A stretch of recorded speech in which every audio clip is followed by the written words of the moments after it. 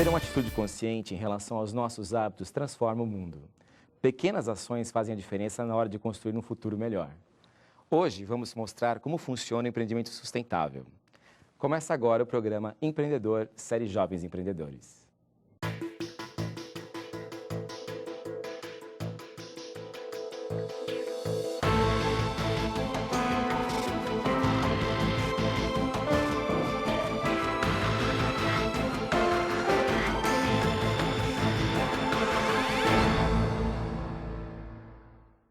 Hoje meu convidado é Rafael Henrique Siqueira Rodrigues, ex-aluno de Engenharia Eletrotécnica da Universidade de São Judas e presidente do Instituto SOS Sustentabilidade.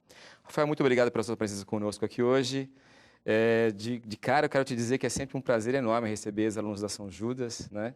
E aí minha pergunta até está um pouco fora do nosso roteiro, é saber assim, você já era empreendedor quando você estudava aqui? Já tinha esse dom, esse foco no empreendedorismo ou não?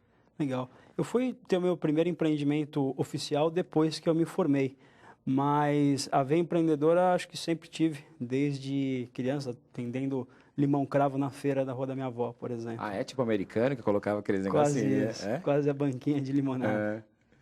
Mas você não chegou a montar nenhuma empresa durante o curso, não, né? Não, Com fiz. seus colegas? Não, não. E como é que surgiu a ideia de montar um Instituto SOS? Legal. Bom, sustentabilidade é um tema que me interessa já há algum tempo. Ainda na universidade, lá para 2004, eu entrei aqui em 2003, descobri o que era esse termo, ainda não se falava tanto quanto se fala hoje, também não tinham cursos organizados, formais sobre isso. Então, de maneira um pouco autodidata, eu comecei a estudar. E aqui dentro da universidade mesmo surgiu a ideia, inclusive o nome, Sistemas Organizados para a Sustentabilidade. Que é o SOS. Que hoje é Sistemas SOS. Organizados para a Sustentabilidade. Exatamente. Tá. E teve alguma matéria, algum curso, algum professor que te deu, não precisa nem dizer nome nem nada, mas assim, houve alguma ajuda externa ou foi você que juntou tudo e... Legal. Tiveram alguns alunos que se engajaram logo de cara. A gente conseguiu apresentar o conceito, ou a ideia para alguns professores, que na verdade era juntar os temas de trabalho de graduação, os tais TCCs, né, que na engenharia você tem que fazer projeto, na verdade.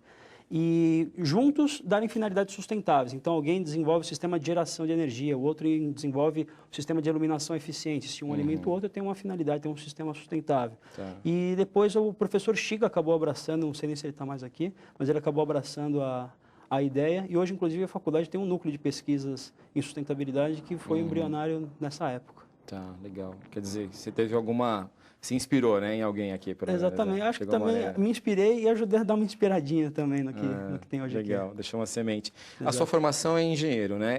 Ser engenheiro faz toda a diferença para montar um instituto como você montou?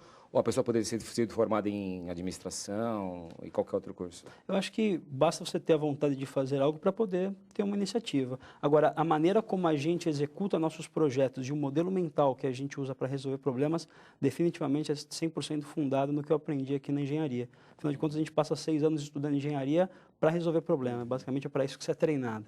Tá.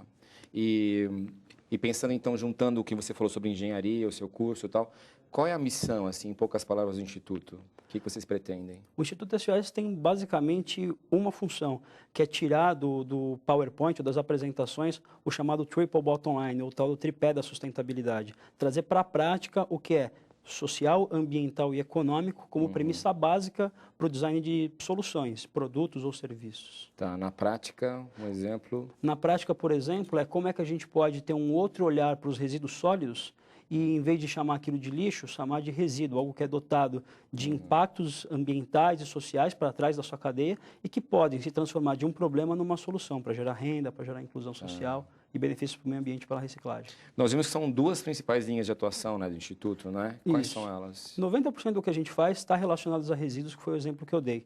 A gente ainda tem uma outra linha de atuação, que é a criação e fomento de outros empreendimentos sociais, que também são direcionados para resolver um problema. Alguns deles também são relacionados a resíduos, outros não. Tá, e nesse mundo que a gente está vivendo hoje, você acha que nós temos mais oportunidades ou ameaças no Brasil para a sustentabilidade? Eu acho que as oportunidades são tão grandes quanto as ameaças, na verdade. As fragilidades que o modelo econômico que a gente vive hoje nos trazem são, na verdade, as oportunidades para que a gente possa gerar mudança nesse modelo e tornar ele um pouco mais perene, mais resiliente para essas ameaças que hoje a gente tem enfrentado no mundo. Mas você acha que, por exemplo, nós já entrevistamos pessoas aqui que, bom, de diversas matizes, diversos focos, né? Pessoas que achavam que a economia do jeito que estava era insustentável, que não ia durar muito tempo assim. E outras dizendo assim, olha, as pessoas já acordaram para o problema e já não se desperdiça tanto material quanto antes, os resíduos sólidos já não são como eram antes, há 10 anos. Fazendo uma comparação de curto prazo, né? Claro. O que você acha? Qual é a sua linha? Você acha que as pessoas estão mais preocupadas? No Brasil, né? Eu acho que no Brasil as coisas estão mudando, mas ainda falta muito a ser caminhado. A gente vive hoje num sistema que é majoritariamente orientado ao ganho econômico, à maximização do resultado financeiro. O que não está errado desde que você não faça isso em detrimento aos outros dois pilares mínimos, e por isso que eu digo que a sustentabilidade é fundamental. Se você foca só no ganho financeiro em detrimento ao ambiental e ao social, alguma coisa está errada e eu acho que a gente não consegue se manter desta maneira por muito tempo, já que a gente vive num mundo que também é finito em relação a recursos. Você comentou agora há pouco, Rafael, sobre um projeto que vocês desenvolveram, que já terminou, inclusive, né, na cooperativa Viva Bem. Esse projeto eu acho que pode demonstrar para quem está nos assistindo um pouco do trabalho que o Instituto realiza junto à sociedade e aos catadores em especial. Você não acha? Perfeito. Acho que pode. Vamos ver. Papel, vidro, plástico. Aqui, cada um tem o seu destino. Nessa cooperativa, em São Paulo, é realizado todo o trabalho de triagem desses resíduos, podendo processar até 250 toneladas por dia.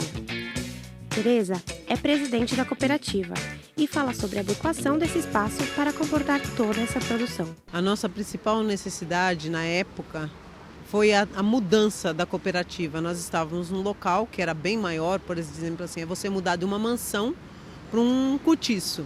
E foi o que aconteceu, nós tínhamos uma mansão e mudamos para um cortiço. A adequação, né? A ajuda do pessoal foi muito grande para nós nesse sentido. Um dos trabalhos realizados na cooperativa foi a reorganização do fluxo de trabalho, visando melhorar a eficiência em suas operações. Dentro do Instituto, a gente discute como transformar isso numa linguagem um pouco mais simples e trazemos isso para dentro das cooperativas. Podemos fazer de 3 maneiras. Às vezes fazemos com cocriação, quando a gente tem tempo de criar junto com eles. Às vezes a gente vem com uma proposta também de convencimento e também a parte de normatização, quando a gente ajuda as lideranças a estabelecer algumas normas.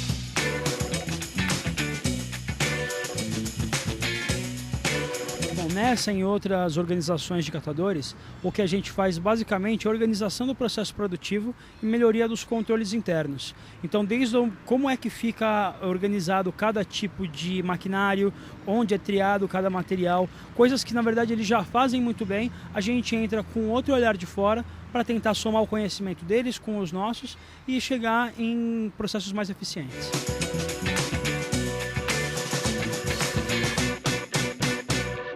Rafael, o projeto parece bastante interessante.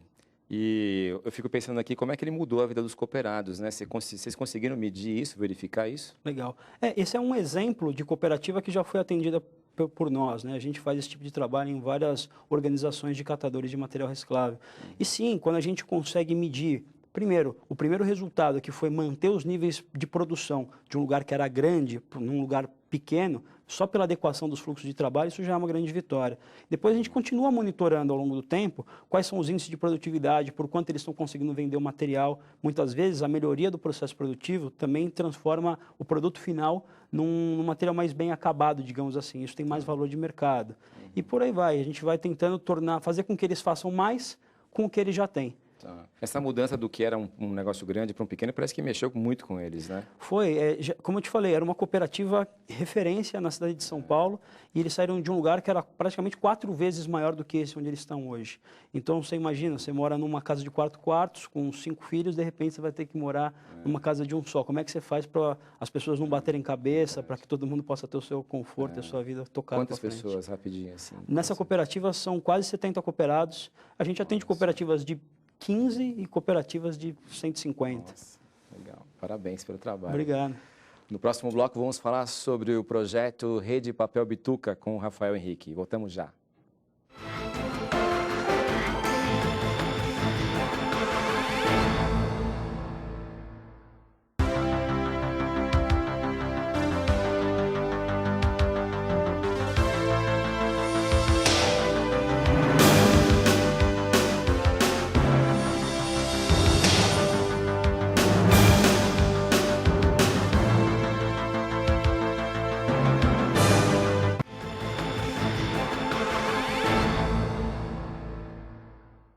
Estamos de volta e nosso convidado hoje é Rafael Henrique Siqueira Rodrigues, que veio contar um pouco sobre os projetos socioambientais do Instituto SOS Sustentabilidade. Rafael, vocês trabalham em parceria com outras instituições? A gente acredita muito no poder da colaboração para poder resolver problemas. Então, a gente, sim, trabalha com várias organizações parceiras, sejam outras ONGs, sejam também negócios sociais. A gente tem, inclusive, parceria com universidades também, com que a gente desenvolve pesquisa, com que a gente consegue colocar alunos de engenharia também para resolver problemas dentro das cooperativas que a gente está trabalhando. Tá, e essas parcerias acabam rendendo frutos na área, na prática, na hora de montar um projeto? Muitos, muitos.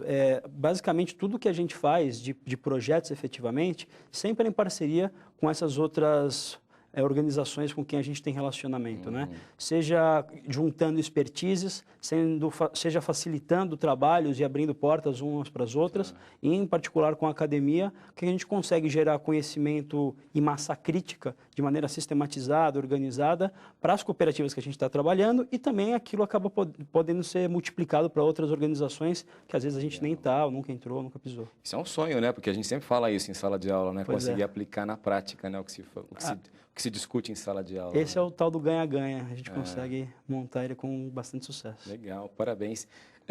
Vocês seguem algum modelo? A gente chama isso de benchmarking, né? Algum modelo, algum padrão que vocês falam assim, olha, eu quero chegar lá em termos internacionais ou mesmo nacionais? A gente se inspira em muitas organizações que já são mais robustas, seja em termos de como fazem o seu gerenciamento, o seu processo de gestão, ou seja, no tamanho do impacto que elas já conseguem gerar. E a gente também se baseia muito no modelo de negócio social. A gente se denomina um negócio social, ou seja, aquele que, sim, gera impacto, mas que tem a saúde financeira inerente ao modelo de negócio.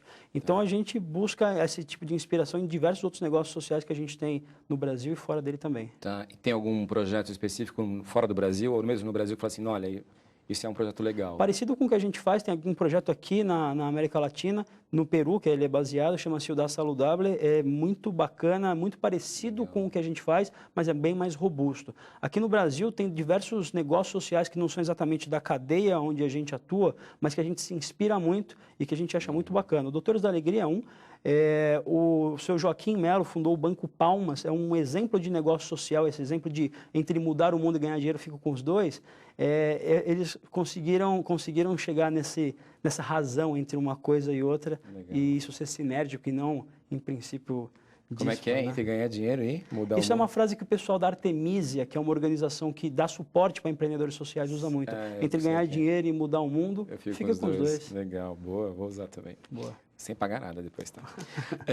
O Instituto hoje, nós pesquisamos que vocês têm 9 projetos em andamento, é isso mesmo? A gente tem 9 projetos em andamento dentro das diferentes linhas de em fases diferentes, né? Em fases diferentes, seja eles de gestão de resíduos, seja ele de a Rede Papel Bituca, como vocês citaram, que também acaba sendo uma base para a gente fazer projetos. Não tem um projeto Rede Papel Bituca, mas várias ações que a gente faz assim, embaixo desse guarda-chuva e por aí vai. A gente vai resolvendo os problemas na medida que eles vão chegando. E como é que, assim, você sozinho não, né? Você tem uma estrutura mínima que seja? Temos pessoas que colaboram em momentos diferentes dependendo do projeto. Dentro da estrutura fixo, tenho eu e tem mais 2 pessoas. Uma que cuida da parte toda financeira e também dá um suporte jurídico. E tem uma pessoa que é, digamos, o braço direito, né? A pessoa mais técnica que fica dentro das organizações de catadores, que hoje é a maior parte dos projetos que a gente faz é relacionado a isso. Você citou agora há pouco o projeto Papel Bituca e parece que vocês fizeram um vídeo sobre isso, né? Parece um vídeo bastante interessante, inclusive, né? Nós vamos dar uma olhadinha nele já já.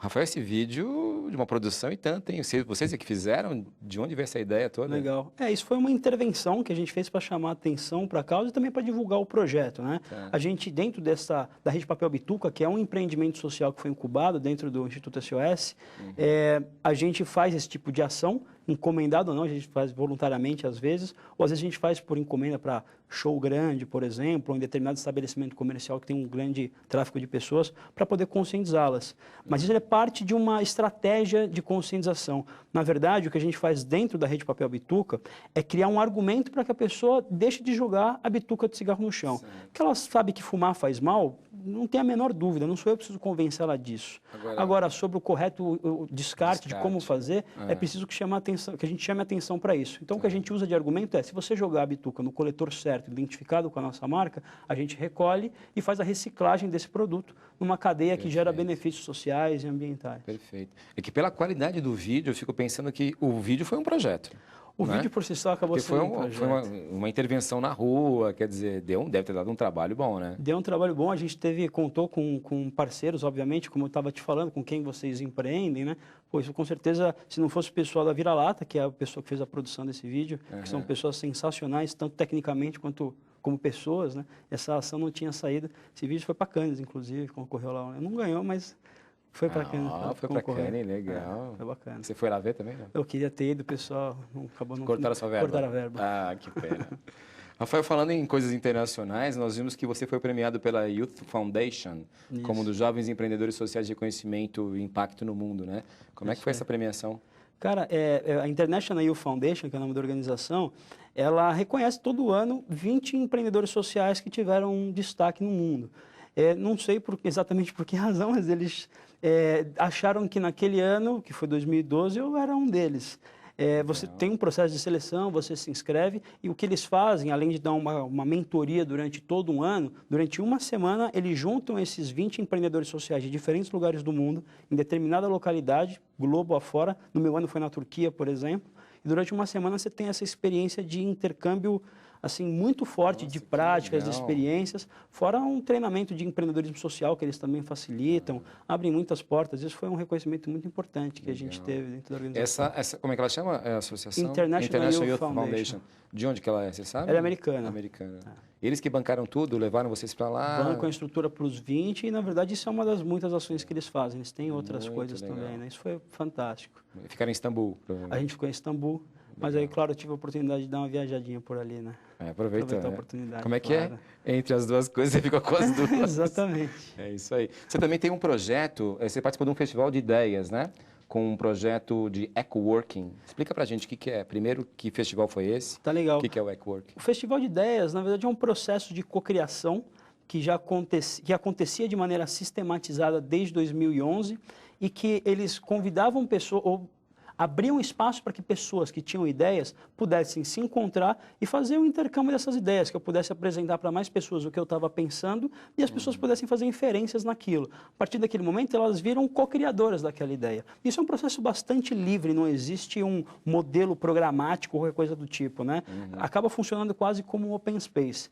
E, em 2012, a gente conseguiu captar um pequeno recurso para uma das ideias que a gente estava co-criando ali e que foi embrionária dentro do Instituto SOS, mas que, na verdade, é uma criação de muitas pessoas que participaram desse processo, que chama ecoworking, que é um escritório compartilhado, sem fins lucrativos e que permite que empreendedores que estão começando, que estão em fase de startup, tenham uma infraestrutura de trabalho de um escritório, com sala de reunião, com internet, redundância de internet, né? Quando cai uma tem a outra, telefone e tudo mais que precisa por um baixíssimo custo.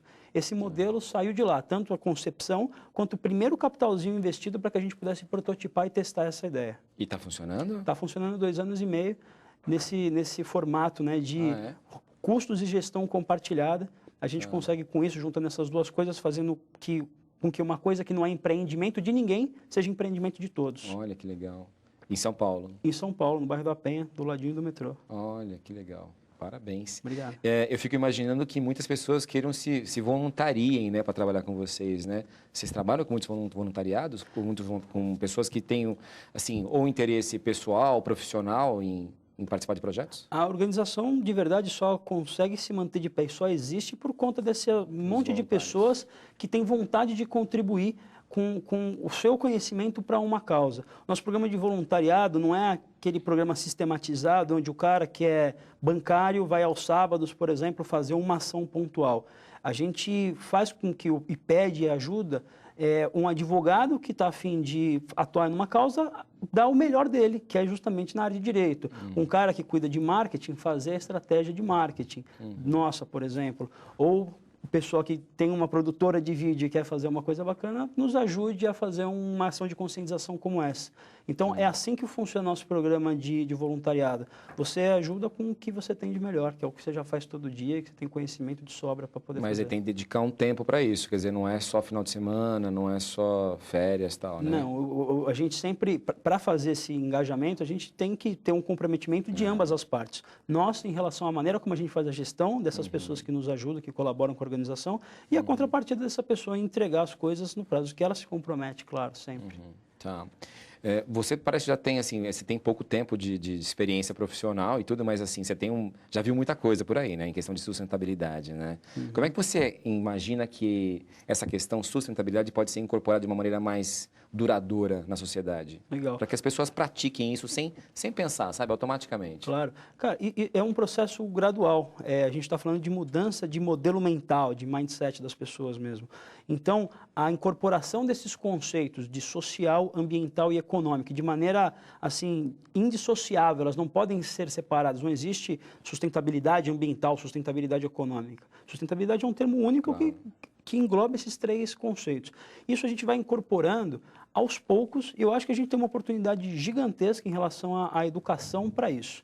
Agora, claro que a partir do momento que a gente também tem políticas públicas que favoreçam e que a gente cria lógicas de mercado para poder incorporar esse conceito na sociedade, a gente consegue escalar isso mais rápido e fazer com que essa mudança aconteça de maneira muito mais rápida. Por isso, o uso do conceito de negócio social para poder colocar sustentabilidade no mundo. Tá. Em determinado momento você citou os Doutores da Alegria, né? Que vocês de alguma maneira se baseiam, né? Gostam do trabalho deles.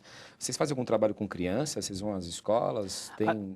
A gente não tem um trabalho diretamente com crianças, a gente tem projetos que são para coleta seletiva, por exemplo, e que por serem implantados em escolas, a gente, na verdade, faz com que as crianças sejam multiplicadores disso. A partir do momento que eu tenho a coleta seletiva acontecendo na escola e, por exemplo, a família possa usar a escola como um ponto de entrega voluntária de material, a criança vira uma terrorista dentro de casa. Ela faz com que os pais façam a coleta seletiva. Então, eles são excelentes multiplicadores. O bom é que a maior parte hoje das escolas e as crianças estão tendo acesso a esse conhecimento desde essa tenridade. Por isso que eu acredito numa mudança assim brusca nos próximos anos, né? A gente está criando uma geração nova com a sustentabilidade já nas veias desde pequeno. Legal, tomara. Quais são os planos de médio e longo prazo para o Instituto? Legal. Bom, a gente quer dar escala e também colocar junto as diferentes coisas que a gente já fez. Criar programas mais robustos para que a coleta seletiva possa ser incorporada enquanto uma solução, não só para o que as pessoas chamam de lixo, mas que na verdade é matéria-prima e meio de sustento para muita gente, mas que também esses programas sejam uma forma de a gente poder gerar postos de trabalho de maneira ampla Brasil afora. Isso é o que a gente tem de médio prazo. E de longo prazo é que a gente possa cumprir a nossa missão também em outras áreas que não é só resíduos. Que a gente possa usar negócios sociais e sustentabilidade para falar de educação, para falar de mobilidade, para falar de saúde, para falar de N coisas. É verdade. É bem amplo, né? Pois é. Faria tudo de novo ou não? Cara, faria tudo de novo. Tudo de novo. E não sei se da mesma maneira, porque a gente aprende com a caminhada. Vou perguntar isso, que não dá tempo, inclusive, mas faria tudo de novo. Mas não tem a menor dúvida. Hoje eu sou um cara que pode dizer que eu não tenho a síndrome do final de domingo, que eu penso, amanhã é segunda-feira, eu acordo e durmo todo dia muito feliz, muito satisfeito e realizado com o que eu faço. Joia, parabéns. Obrigado.